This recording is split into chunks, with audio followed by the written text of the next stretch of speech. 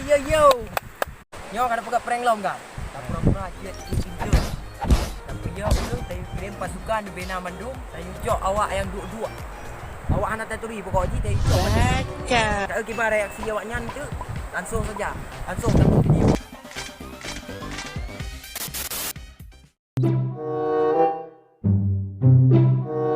Oh no.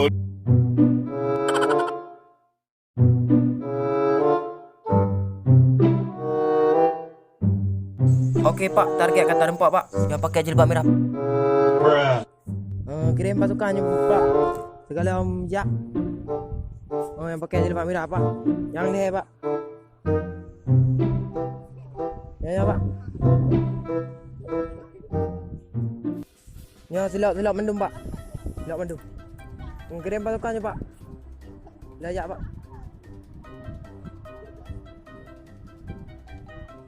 Tajam Pak ah. Oh, Pak.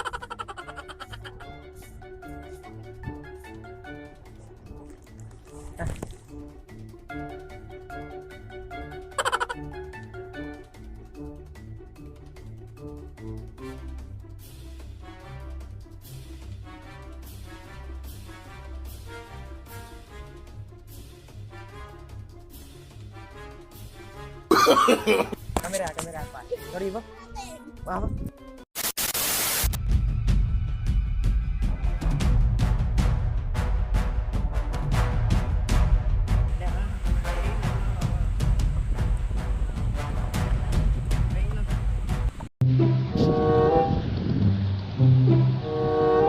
Yang dua-dua Pak. Yang dua-dua pakai silap mendua Pak. Kira pakai untuk muka Pak. Langsung Pak ayo kirim pasukan Pak. Segala pelung Pak. Ya Pak, yang dua-dua ya Pak.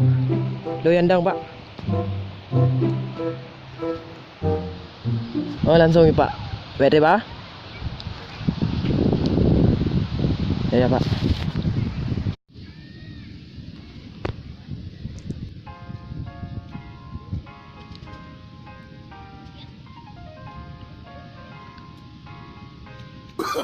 Oh no.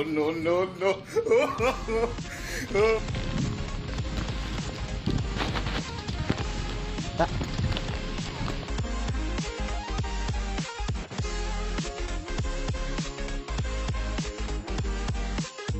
Nah Kak. Buka video kamu Kak. Hah? Buka video kamu. Astagfirullah. Hah? BIP itu kah? Ya kah? BIP itu kamu. Enggak. Kamu apa kan? Itu buat apa?